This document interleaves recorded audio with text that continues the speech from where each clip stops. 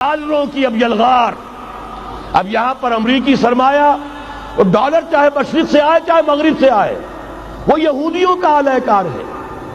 آپ نے اگر $1 نوٹ کا اگر کبھی نقشہ دیکھا ہو اس کے اوپر جو سگنیا بنا ہوا ہے جو نشان ہے وہ کیا ہے؟ پیرامڈ، احرام مصر. یہ کن کے لیے اہمیت رکھتے ہیں؟ ہزارہا یہودیوں کا خون اور ان کی ہڈیاں ان پیرامڈز کے تلے دبی ہوئی. جب یہ احرام بنائے گئے تھے یہ یہودی وہاں غلامی کے دور میں تھے، بیگار ان سے لی جا رہی تھی. بڑے بڑے پتھر جب گرتے تھے تو پسنے والے یہودی ہوتے تھے.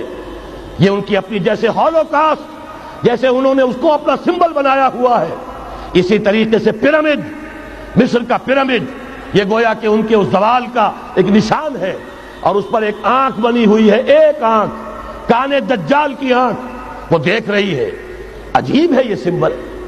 نیچے لکھا ہوا ہے نووس آرڈو سکلورم، اور یہ در حقیقت 1776 جو نیچے لکھا ہوا ہے وہ رومن حروف کے اندر یہ 1776 ہے جو میں بتا چکا ہوں آرڈر آف الومناٹی وساپ نے قائم کیا تھا. عام دنیا یہ سمجھتی ہے کہ شاید یہ امریکہ کا یوم آزادی ہے، سن آزادی ہے. 1 مئی اس آرڈر آف الومناٹی کی تاسیس 1 مئی کو ہوئی ہے. یہ 1 مئی جو منایا جاتا ہے دھوکہ یہ دیا گیا ہے کہ یہ شکاگو کے جو مزدور ہیں ان کی یادگار ہے. حقیقت میں یہ 1 مئی اور 1776 آرڈر آف دی الومناٹی کی تاسیس کی تاریخ. ڈالر میرے اس دیش کو ناپاک نہ کرنا. اور میں تو انہیں داد دیتا ہوں جو کچھ انہوں نے، شاعر کہتے ہیں اس کو جو صاحب شعور ہے، اس صاحب شعور نے جو مشاہدہ کیا ہے کہ ڈالر آئے گا تو کیا آئے گا ہمارے ہاں. میری تو فکر کے اندر رچ بس گیا ہے. پاکستان کے بارے میں جب کہا تھا اے آندھیوں سنبھل کے چلو اس دیار میں، امید کے چراغ جلائے ہوئے ہیں ہم.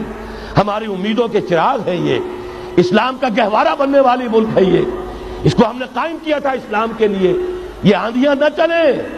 اس ملک کو ہم نے اسلام کے چراغ جو ہے ہم نے اس میں روشن کیے ہوئے ہیں.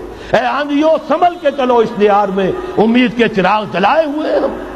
بہرحال یہ تیسرا سیلاب ہے، ننگی سرمایہ داری، جس کی پھر لعنتیں ہوتی ہیں. ایک طرف فقر، ایک طرف احتیاج، ایک طرف بھوک، ایک طرف دولت کے انبار. پہلے بھی ہمارے ہاں فرق کم نہیں ہے، لیکن اب جو ہوگا اگر یہ بات پوری ہو گئی تو وہ ننگی سرمایہ داری. اور سرمایہ داری ہی در حقیقت یہود کا سب سے بڑا ہتھ کنڈا ہے. یہ بینکنگ کا نظام، یہ سارا کا سارا سودی نظام، یہ IMF، یہ ورلڈ بینک، یہی تو ان کے سب سے بڑے ادارے ہیں. تو واقعہ یہ ہے کہ 3 طرف سے ہم پر حملہ ہو رہا ہے. اور یہ سود کے بارے میں کیا کہا تھا اقبال نے؟ از ربا آخر چمی زائد فتن. اس سود کے ام الخبائث کے پیٹ سے سوائے فتنوں کے اور کیا برآمد ہو سکتا ہے؟ کس نہ داند لذت قرض حسن. کسی کو قرض حسنہ کی لذت یاد نہیں رہی. بغیر سود کے قرض دو. تمہارے پاس فاضل رکھا ہوا ہے کسی بھائی کو دو کہ وہ اپنی معاشی گاڑی کا پہیہ چلا لے، پھر اصل واپس لے لینا. اگر اتنی ہمت نہیں ہے کہ ان تصدقوا فهو خیر لکم، صدقہ ہی کر دو تو سب سے اچھا ہے. دے ہی ڈالو اپنا فاضل سرمایہ. یسألونک ماذا ينفقون قل العفو. مت رکھو اپنے پاس، یہ گندگی ہے. لیکن اگر بڑے ہی کم ہمت ہو تو کم سے کم قرض حسنہ دو، اپنی اصل رقم واپس لینا. کس نہ داند لذت قرض حسن. از ربا جاں تیرا دل چوں خشت و سنگ. اس لیے کہ سود کے ذریعے سے انسان کے اندر تاریکی پھیل جاتی ہے. دل جو ہے اینٹ کے مانند، پتھر کے مانند سخت ہو جاتا ہے، کٹھور. ثم قست قلوبکم فہی کالحجارۃ او اشد قسوہ.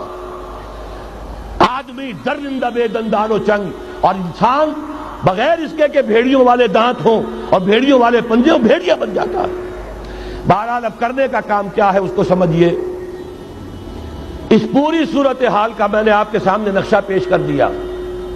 ایک طرف مغرب سے نیو ورلڈ آرڈر، جو جیو ورلڈ آرڈر ہے، اس وقت کی سپریم پاور آن ارتھ امریکہ کی سرپرستی میں بڑی تیزی کے ساتھ حملہ آور ہے. دوسری طرف وَمَكَرُوا وَمَكَرَ اللَّهُ وَاللَّهُ خَيْرُ الْمَاكِرِينَ۔ اللہ کو پامردی مومن پہ بھروسہ، ابلیس کو یورپ کی مشینوں کا سہارا۔